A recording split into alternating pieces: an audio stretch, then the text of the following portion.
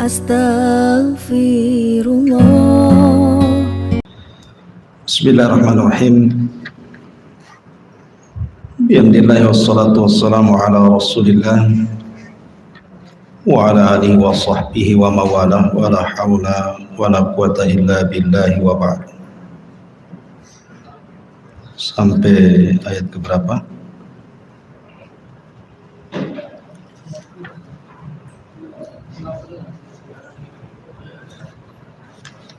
Hah? 56.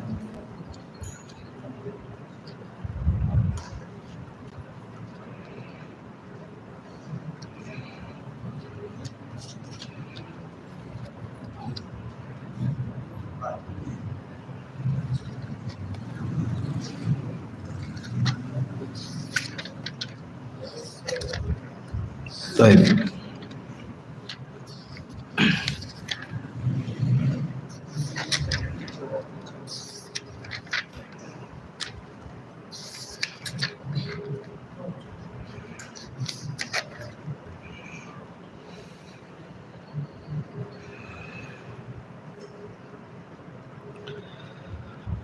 A'udzu billahi minasyaitonir rajim. Bismillahirrahmanirrahim.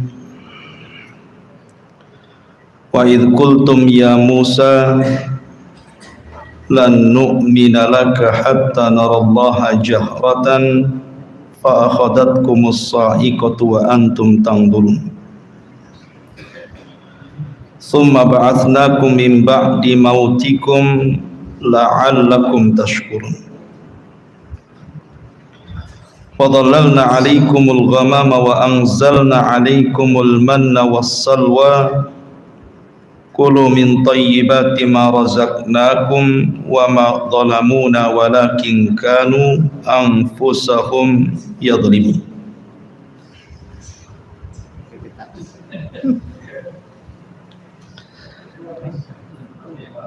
Baik.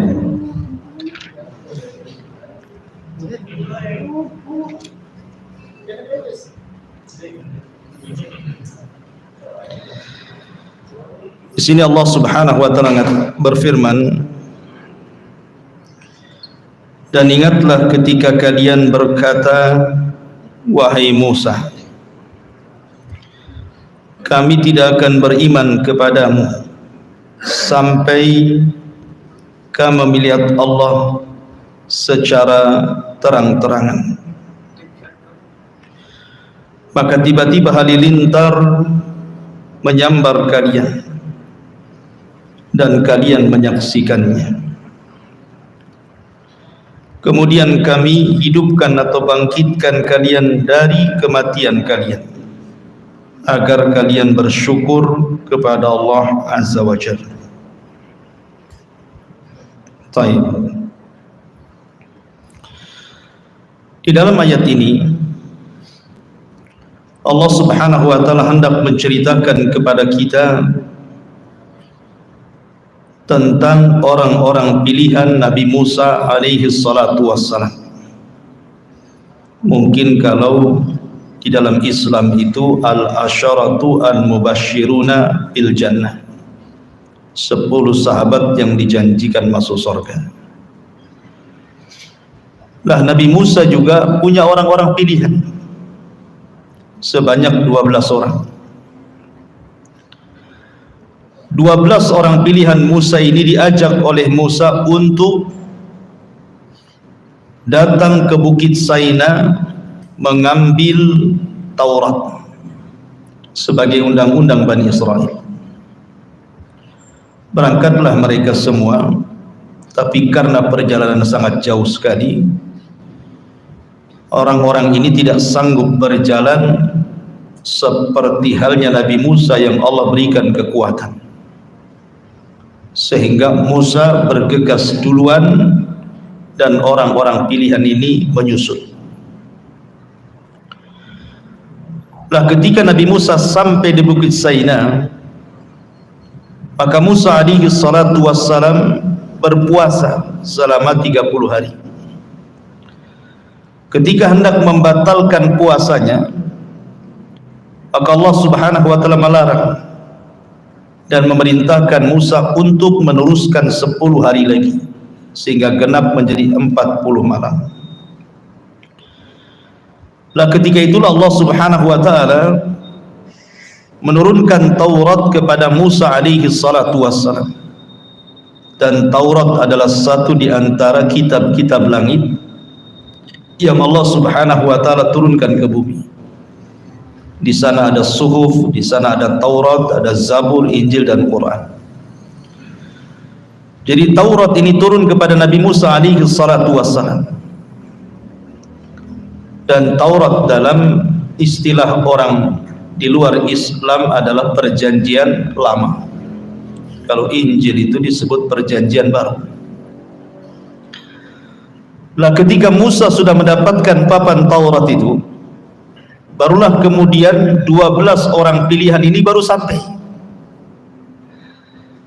Jadi setelah turun Taurat mereka baru sampai, sehingga mereka tidak bisa menyaksikan bagaimana Allah menurunkan Taurat kepada Musa.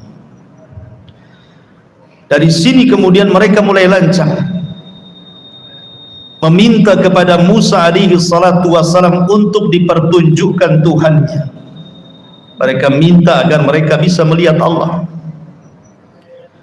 Dari sini kisah dimulai. Allah mengatakan, wa idh qultum ya Musa lan nu'mina laka hatta narallaha jahra. Dan ketika kalian berkata kepada Musa, wahai Musa, kami tidak beriman dengan kenabianmu, kami tidak beriman dengan kenabianmu sampai kami melihat Allah secara terang-terangan. Inilah kelancangan Bani Israel, orang-orang pilihan mereka kepada Musa. Maka mereka kemudian dihukum serta-merta pada waktu itu. Tiba-tiba permintaan itu langsung dibalas dengan adab. Tiba-tiba muncul halilintar dan membunuh mereka semuanya. Makanya Allah mengatakan, fa'akhadatkumus sa'iqatu wa antum tanzur. Tiba-tiba datang halilintar menyambar kalian dan kalian menyaksikan kematian kalian sendiri. Jadi Allah Subhanahu wa taala turunkan azab kepada orang-orang pilihan Bani Israel karena meminta kepada Musa untuk diperlihatkan Rabbnya dalam rangka pembangkangan. Sengaja mereka membangkang Nabi Musa, makanya turun azab. Bicara tentang ru'yatullah, melihat Allah Subhanahu wa taala, mungkinkah kita melihat Allah di bumi? Kalau seandainya tidak mungkin, kenapa pula Allah tidak bisa dilihat? Dan kapan kita bisa melihat Allah? Ini pertanyaan-pertanyaan yang harus dijawab. Yang pertama, mungkinkah Allah Subhanahu wa taala terlihat di bumi? Kita katakan mustahil dan tidak mungkin. Bukan Allah Subhanahu wa taala tidak bisa dilihat, tapi pandangan kita yang tidak sanggup melihatnya. Jangankan Allah Subhanahu wa taala yang kita lihat, makhluk Allah Subhanahu wa taala berupa matahari saja. Anda lihat matahari, coba antum pelototi matahari itu 5 menit saja. Apa enggak merah itu? Langsung diinstal tuh maka mata antum. Matahari saja kita tidak sanggup bermenit-menit melihat. Itu baru makhluk Allah. Kalau matahari saja yang merupakan makhluk Allah Subhanahu wa taala tidak bisa Anda lihat, bagaimana Allah Subhanahu wa taala? Matahari itu bukan tidak bisa dilihat, tapi kita tidak sanggup melihatnya. Kita hanya sanggup beberapa menit saja, habis itu silau. Itu terjadi kepada makhluk, maka kepada Allah mimba bil aula, tentu lebih utama dibandingkan kepada makhluknya sendiri. Dan sesuatu yang tidak bisa terlihat bukan berarti bendanya tidak ada. Angin saja, di sini ada kipas berapa ini? Kita bisa merasakan angin kipas ini ke badan kita. Tapi antum bisa melihat bentuk angin yang menerpa badan antum? Kan tidak bisa. Seperti apa bentuk angin itu? Itu pada makhluk itu. Tapi bukan berarti kemudian kita katakan gak ada angin. Buktinya ada, kan gitu, kita terasa. Jadi bukan sesuatu yang tidak bisa kita lihat itu berarti bendanya tidak ada. Bendanya ada, cuman tidak bisa terlihat. Itu kepada makhluk tuh. Orang kesetrum mati, orang tidak bisa melihat setrum kayak apa gitu. Jadi intinya bahwa tidak sesuatu yang tidak bisa dilihat itu bukan berarti tidak ada bendanya. Ada bendanya tapi tidak sanggup kita melihatnya. Bahkan sekalipun seandainya kita datangkan alat canggih teknologi sekarang yang bisa melihat bakteri-bakteri itu saja terkadang tidak bisa melihat angin dengan alat yang canggih itu. Padahal itu makhluk Allah Azza wa Jalla. Bagaimana zat yang menciptakannya? Maka tentu tidak bisa dilihat lagi. Dan zat Allah itu ada dan kita bisa rasakan keberadaannya dengan melihat ayat-ayat kauniyah dan ayat-ayat syar'iyah.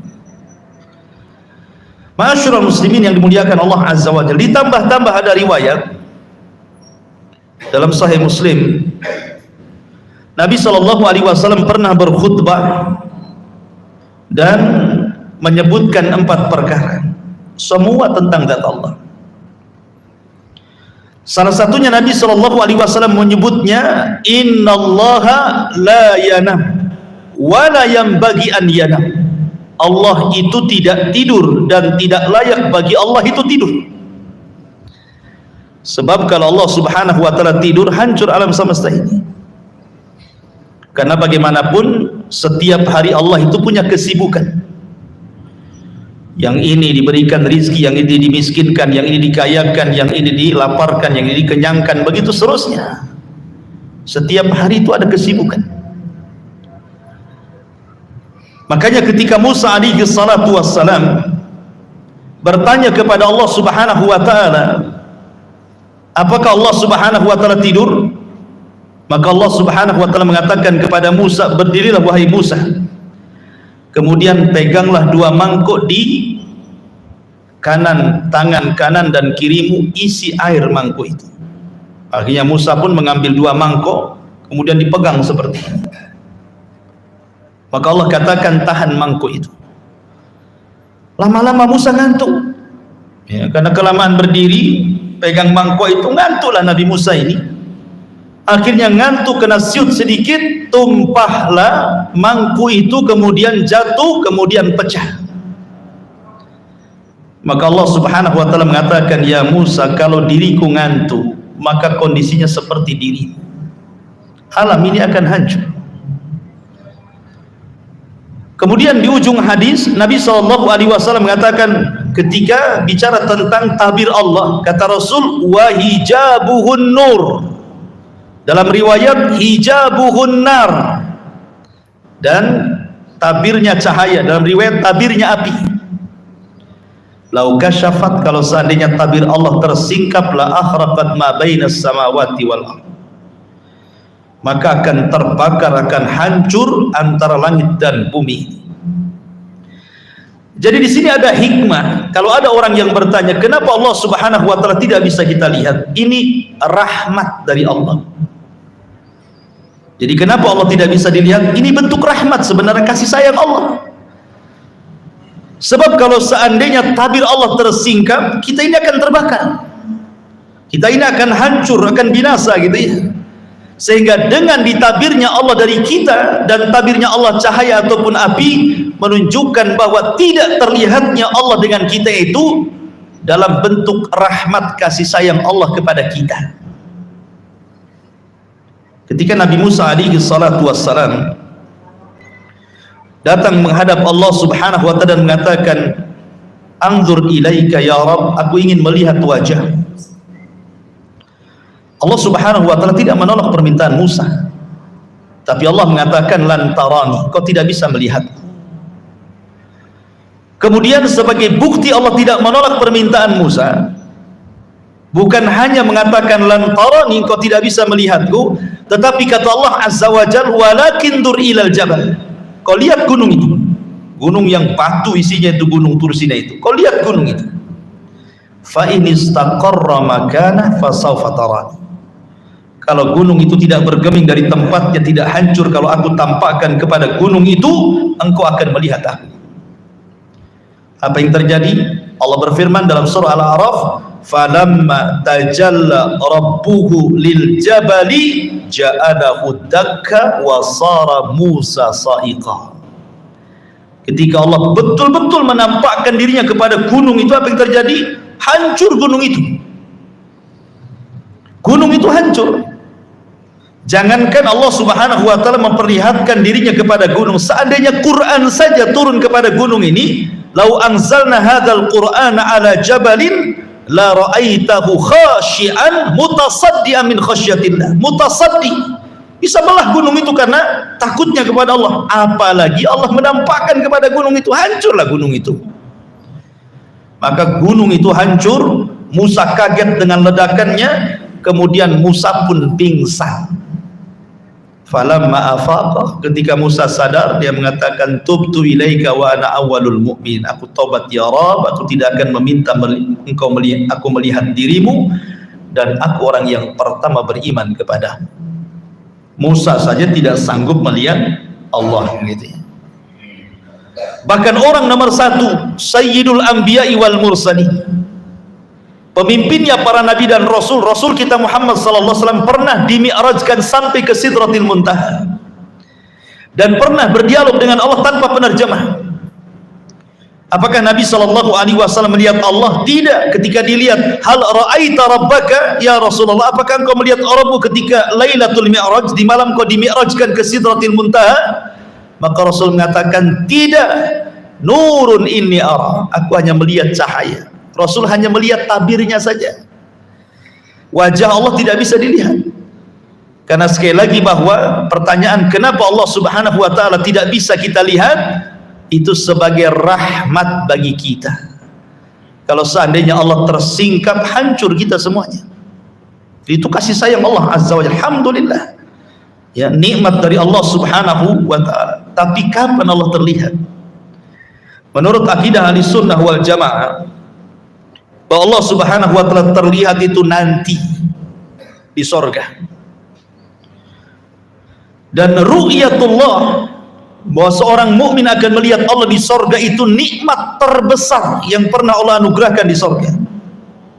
Jadi nikmat terbesar di sorga itu, kita akan mendengar ucapan Allah langsung, kita akan didekatkan di sisi Allah Subhanahu wa taala langsung, dan kita bisa melihat wajah Allah secara langsung. Itulah tiga nikmat terbesar di surga. Didekatkan, mendengar kalamnya, dan melihat wajahnya. Sehingga Allah Subhanahu wa taala disabdakan oleh Nabi sallallahu alaihi wasallam, innakum satarawna rabbakum kama tarawna lailata badri tamami la tudahuna syai'an. Kata Rasul, kalian kelak di surga akan melihat Rabb kalian seperti kalian melihat purnama, tidak berdesak-desakan sedikit pun. Bukan Allah seperti bulan, tidak.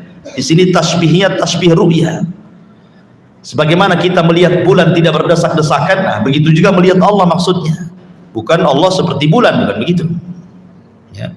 Tapi di sini bagaimana Nabi Shallallahu Alaihi Wasallam menyabdakan kepada kita, di antara ziyadatun nikmat, dan itu senikmat-nikmatnya kenikmatan sorga adalah ru'yatullah, bahwa Allah Subhanahu wa ta'ala dapat terlihat di sorga, tapi di dunia tidak. Anda tidak bisa melihat Allah. Makanya kalau ada orang yang mengaku melihat Allah, dustakan walaupun dalam mimpi. Dustakan. Allah tidak mungkin dilihat.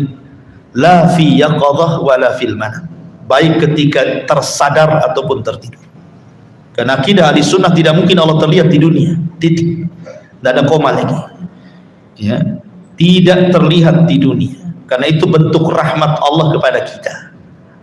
Kalau Nabi saja tidak bisa melihat, apalagi kita.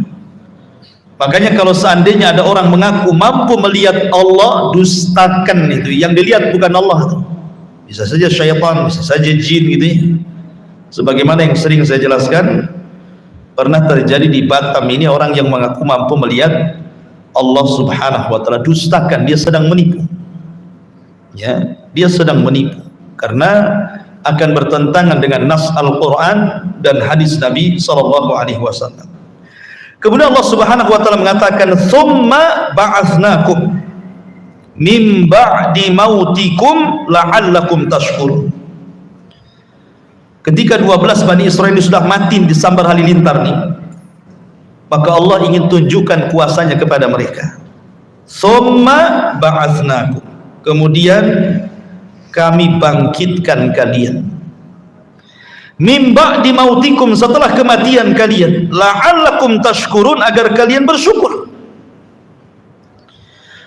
Dan ini dalil bahwa Allah Subhanahu wa taala kuasa untuk membangkitkan manusia pada hari kebangkitan.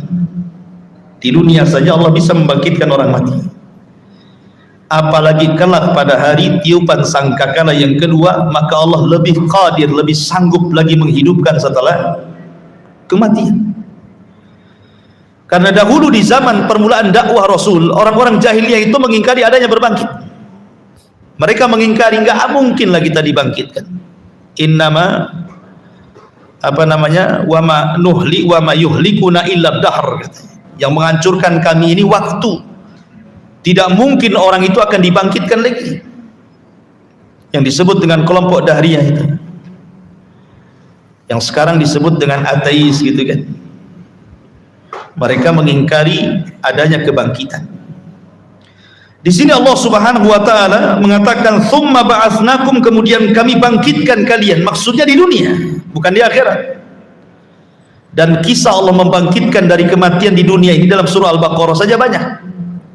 Salah satunya di sini kan, Allah menghidupkan 12 orang pilihan Bani Israel ketika meminta untuk diperlihatkan Allah disambar petir kemudian mati dan dihidupkan kembali.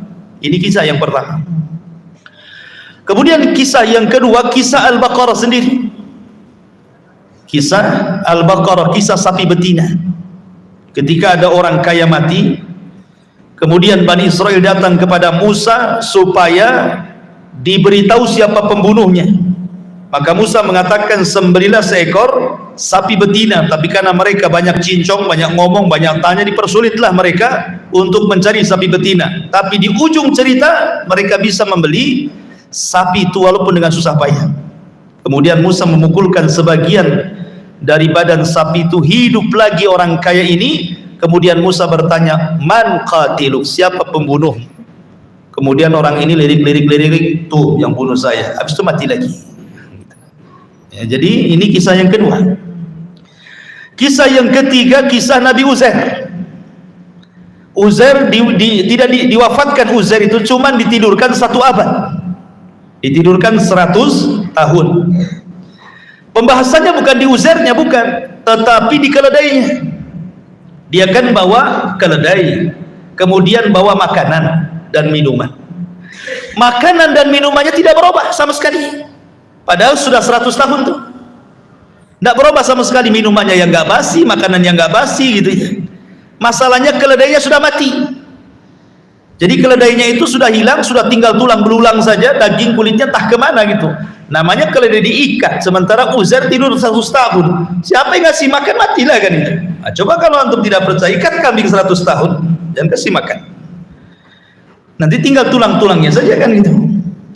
Ketika Uzair melihat keledainya tinggal tulang belulang, tiba-tiba Allah Subhanahu wa taala menghidupkan keledai itu di hadapan Uzair. Tiba-tiba tulangnya terangkai, jadilah tulang keledai. Kemudian datang dagingnya entah dari mana, datang kulitnya, jadilah keledai Uzair, dimasukkan ruh, tiba-tiba berteriak seolah kiamat bangkit. Kenapa? Wa'lam annallaha ala kulli syai'in qadir, supaya Uzair tahu Allah itu segala sesuatu maha mampu. Kenapa? Karena Uzair ketika melihat kota roboh itu, Uzair seolah-olah ragu-ragu. Kaifa yuhyi hadhillahu ba'da mautiha, bagaimana mungkin Allah menghidupkan kota setelah hancur ini, ya kan? Maka Allah Subhanahu wa taala berikan permisalan, keledai saja sudah mati bisa dihidupkan, apalagi kota gitu maksudnya. Maka ini kisah yang ketiga. Kemudian kisah yang keempat, kisah ketika Bani Israel terkena taun. di mana Allah Subhanahu wa taala berfirman, alam tara ilal ladzina kharaju min diyarihim wa hum ulufun hadarul maut wa qila lahum mutu tsumma ahyahum. Tidakkah kau lihat Bani Israel itu yang mereka lari dari negerinya karena menghindar kematian? Karena negeri itu turun wabah taun, 70.000 Bani Israel mati di negeri itu terkena wabah taun. Akhirnya kemudian mereka pun lari, tidak mau terkena taun, yang selamatnya tidak mau tinggal di situ, lari ribuan orang.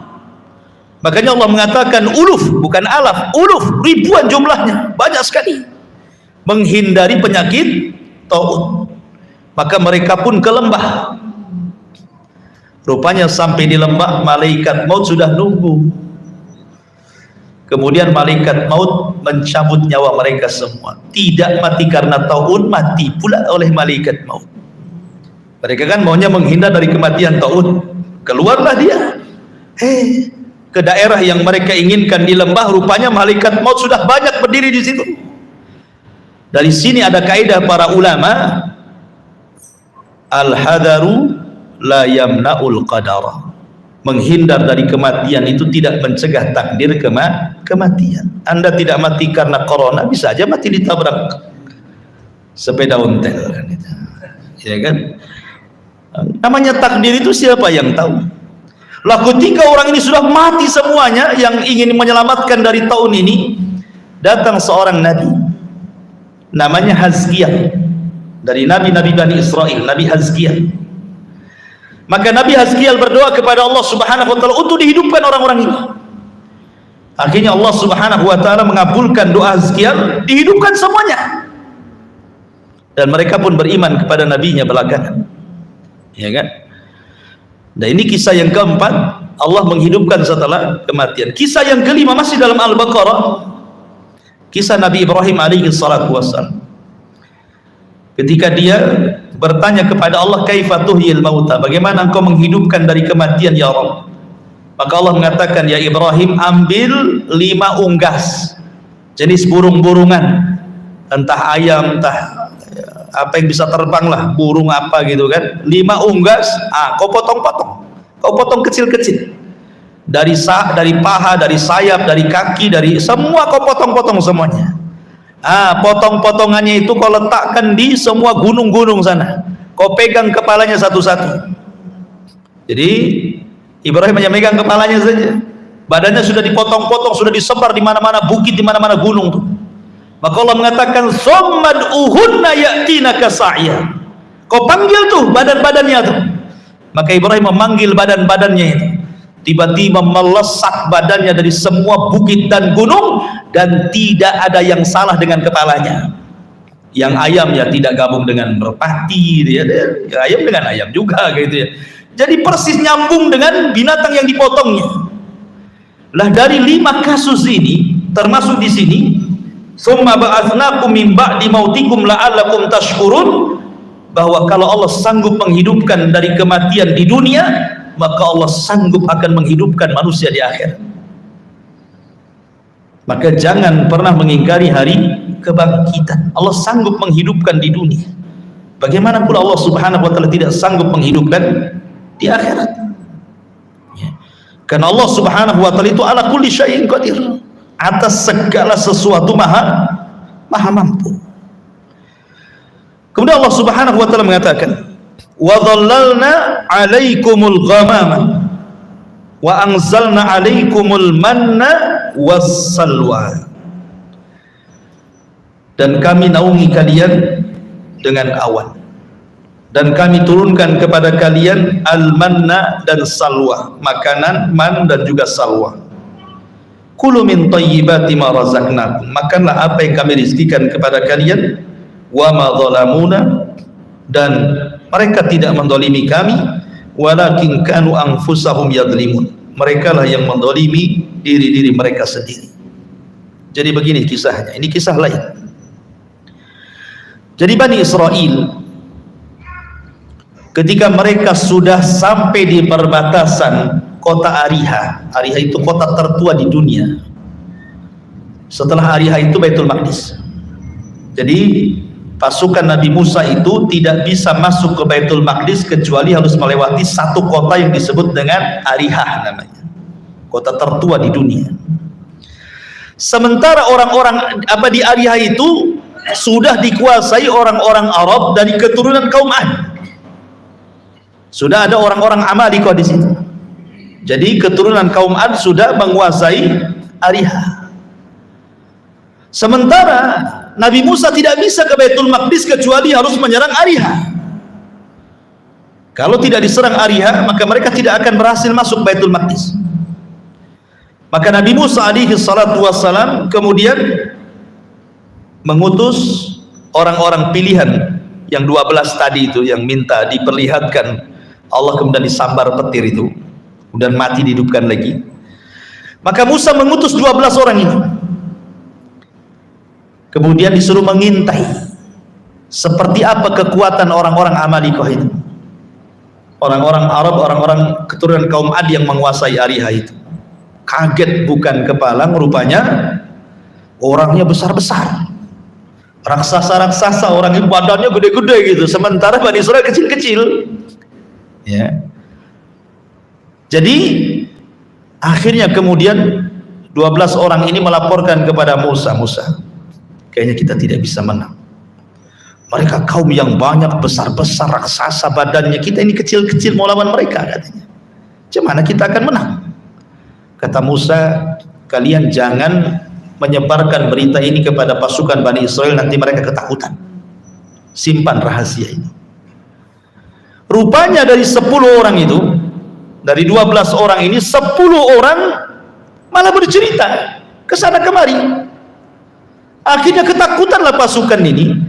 Yang 2 orang ini yang tidak bercerita, salah satunya adalah Yusha ibn Nun, dan satunya saya lupa namanya, tidak bercerita. Ini yang memegang amanah Nabi Musa alaihi salatu wassalam. Makanya nanti Yusha ibn Nun akan menjadi penerus kenabian Nabi Musa, karena dia orang yang dipercaya Musa dan pemegang amanah.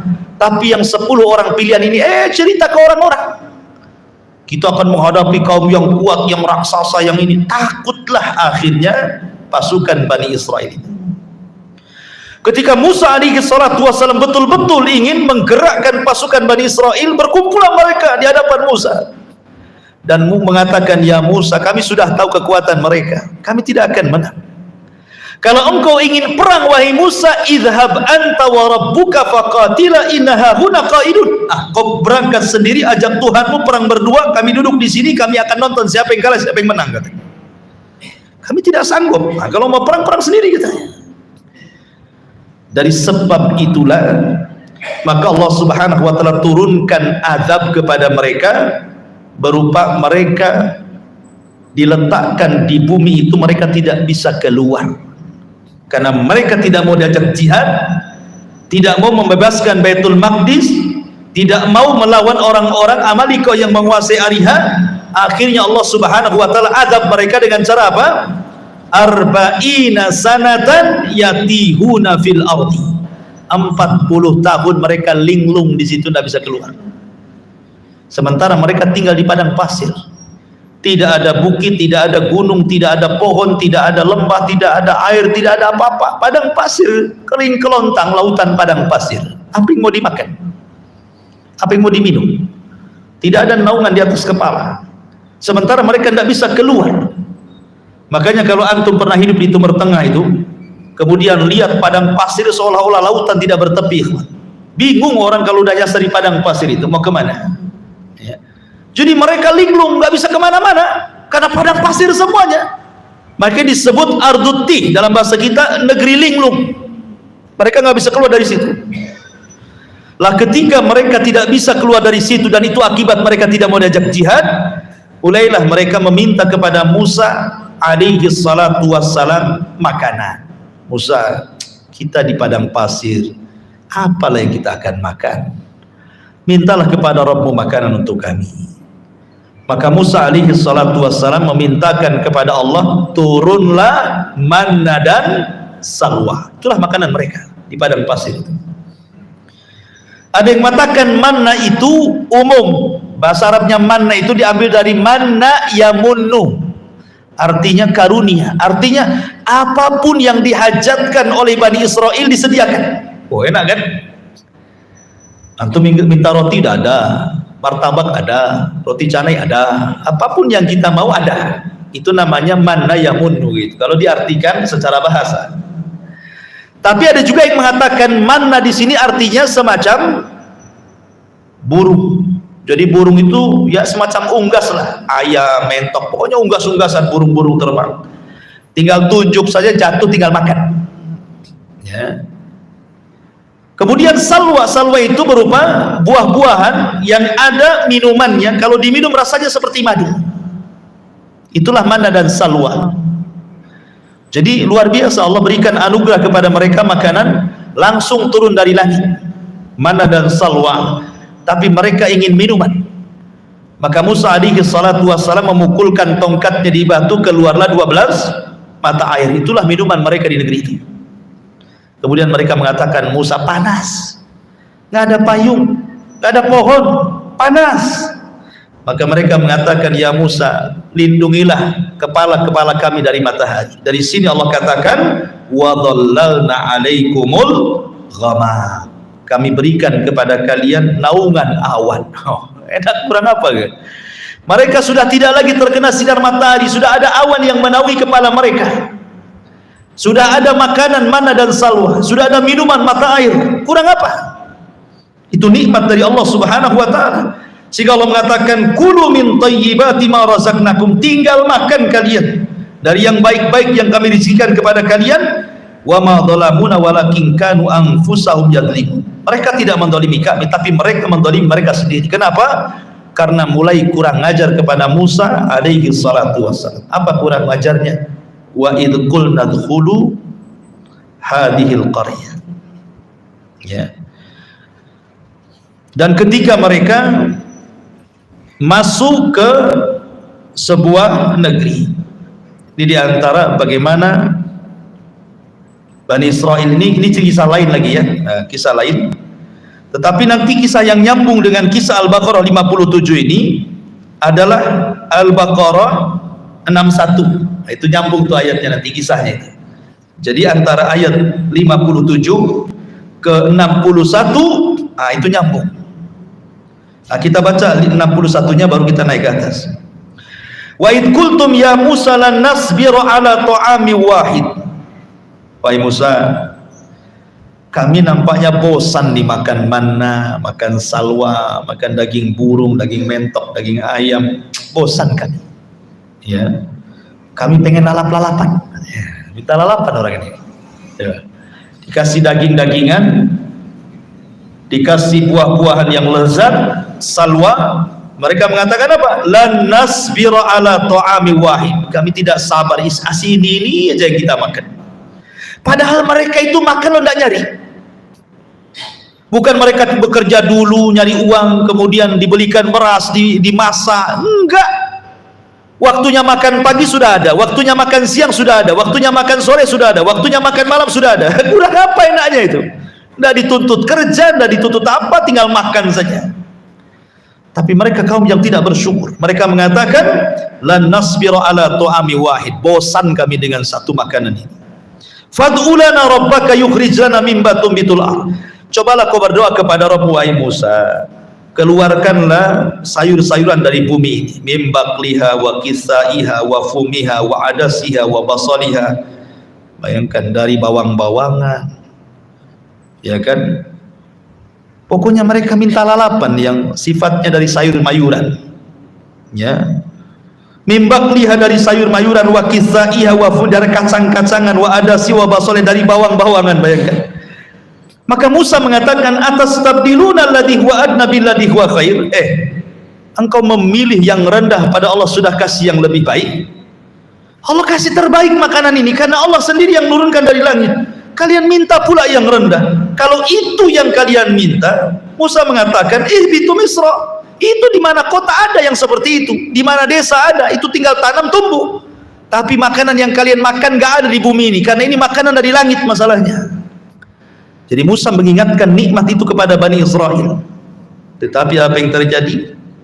wa dhuribat alaihimudz dhillah, akhirnya mereka mengalami kehinaan, wal maskanah, kemiskinan lagi, wa ba'u bi ghadabin minallah, dan mereka harus menanggung murka Allah Subhanahu wa taala. Akhirnya manna dan salwa itu hilang, kemudian air juga mulai kering, akhirnya mereka makan ala kadarnya, tadinya sudah kaya jadi miskin lagi. Nah, inilah rasakan, ini yang kalian mau kan? Nah, itu seolah-olah Allah mengatakan seperti itu, ini yang kalian mau.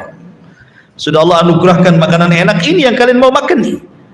Maka Allah datangkan kemurkaan kepada mereka. Kenapa? Dzalika bi annahum kanu yakfuruna bi ayatillah, karena mereka kufur dengan ayat-ayat Allah, wa yaqtuluna an-nabiyyina bighairil haqq, karena membunuh para nabi dengan tanpa ada hak yang dibenarkan. Dzalika bima asaw wa kanu ya'tadun, karena mereka bermaksiat dan mereka melampaui batas. Baik. Kemudian Allah Subhanahu wa taala melanjutkan kisahnya. Wa id qulna dkhulu hadhihi al-qaryata faqulu minha haitsu syi'tum ragada wadkhulul baba sujjadan wa qulu hittatun naghfir lakum khotoyakum wa sanazidul muhsinin. Jadi ceritanya begini. Nabi Musa hidup selama 40 tahun di negeri linglung. Begitu juga Harun alaihi salam. Tapi Allah takdirkan keduanya wafat. Keduanya wafat di negeri ini. Belum berhasil merebut Baitul Maqdis, Musa dan Harun sudah wafat di negeri linglung selama 40 tahun itu. Akhirnya generasi para pengecut itu sudah mati juga. Datanglah anak-anak mereka. Lah anak-anak mereka ini akhirnya dididik oleh Yusha ibn Nun untuk menjadi para pemberani. Dan setelah kematian Musa, Bani Israel menyesal. Itulah terkadang ketika Nabi Musa di masa hidup, mereka suka mengejek Musa, menghina Musa, bahkan sampai menyakiti Musa, sampai Rasul mengatakan rahimallah akhu Musa laqad udhiya katsiran fasabar. Semoga Allah merahmati saudara kita Musa, dia banyak diuji Bani Israel tapi dia sabar. Sabar Nabi Musa itu. Bayangkan difitnah oleh Bani Israel dengan berbagai macam fitnah, sampai kepada masalah pribadi privasinya itu difitnah oleh Bani Israel. Ketika Musa tidak mau mandi bareng, kan kebiasaan Bani Israel kan suka mandi bareng kayak kita di desa-desa kan, zaman bahula kan gitu ya. Belum di rumah itu belum ada kamar mandi, belum ada toilet jongkok, apalagi duduk gitu ya. Orang berak masih di tapak, masih di ini, kalau di orang-orang yang dekat laut, kalau di sungai ya di sungai gitu ya. Jam 3 pagi itu udah sibuk tuh orang tuh, nongkrong-nongkrong di pinggir sungai itu kan. Ngapain ya jam 3 tuh. Tapi yang jelas bahwa orang dulu itu kan biasa itu mandi di sungai rame-rame. Mana punya malu? Gak ada malu. Kalau sekarang antum sudah ngaji, malu lah. Kalau antum tak malu, tak ada malu lah. Kalau orang dulu kan biasa saja mandi. Antum mau pakai daleman saja, perempuan juga sama seperti itu gitu kan. Ya, makanya orang dulu itu banyak orang ngintip-ngintip di pohon-pohon pisang, di pohon-pohon Artinya apa? Karena kebiasaan orang dulu seperti itu. Artinya apalagi di zaman Nabi Musa kan, yang tahu ratusan tahun yang silam ya kan. Di zaman kita kecil-kecil antum yang orang desa aja ngalami itu mandi di sungai. Apalagi di zaman Nabi Musa, mereka mandi bareng di sungai. Tapi Musa itu punya sifat malu yang luar biasa. Tidak mau mandi rame-rame, dia mau mandi sendiri aja. Disitulah difitnah. Jangan-jangan Nabi Musa badannya kayak banci, gitu. Tidak ada tenaganya, nggak ada ototnya gitu. Paling dia punya penyakit tuh di badannya, makanya nggak nyampur sama kita mandinya. Kedengaran sama Nabi Musa. Musa sabar saja. Tapi Allah Subhanahu wa taala tentu tidak akan membiarkan Nabi jadi dihinakan oleh kaumnya kan. Man adzali waliyan faqad adzantu bil harbi. Jangan lagi seorang nabi wali saja disakiti, Allah ngajak perang. Apalagi nabi. Maka ketika Nabi Musa mandi sendiri, diletakkan celana bajunya di atas batunya, Allah sengaja batu itu dibuat jalan. Batunya lari. Musa ngejar-ngejar batu karena pakaian di atas batu masalahnya. Ini kalau nggak dikejar pakaian saya di batu itu, bayangkan Allah buat batu itu berjalan. Dikejarnya batu itu karena mau ngambil pakaian, rupanya batu itu lari ke tengah-tengah Bani Israil yang sedang mandi. Otomatis Musa sedang mengejar batu kan gitu, telanjang gitu kan. Nampaklah sama di Bani Israil itu kan badan dia kan. Wow, ternyata badannya sangat indah, sangat steril, mulus. tidak ada penyakit, rupanya yang kami tuduhkan kepada dia nggak benar katanya. Sampai masalah privasi mereka nuduh Nabi Musa itu. Ya. Bahkan ketika Nabi Harun meninggal, yang difitnah membunuh Harun itu adalah Musa. Padahal Nabi Musa Nabi Harun yang meninggal wajar. Tapi karena Harun lebih dicintai Bani Israel, ketika mereka tidak melihat kematian Harun, hanya dilihat Nabi Musa, mereka nuduh bahwa Musa membunuh Harun. Sampai ketika kematian Harun, dituduh Musa yang membunuh Harun abangnya. Makanya wajar kalau Rasul mengatakan, rahimallah akhu Musa laqad udhiya katsiran fasabar. Sungguh Allah rahmati saudara kita Musa, dia banyak diuji Allah tetapi dia sabar. Ya kan? Lah akhirnya kemudian ketika azan ya, saya kira baik sampai di sini ada manfaatnya, kita lanjutkan minggu depan. Subhanaka bihamdika asyhadu an la ilaha illa anta astaghfiruka wa atubu ilaik. Allahu ta'ala. Assalamualaikum warahmatullahi wabarakatuh.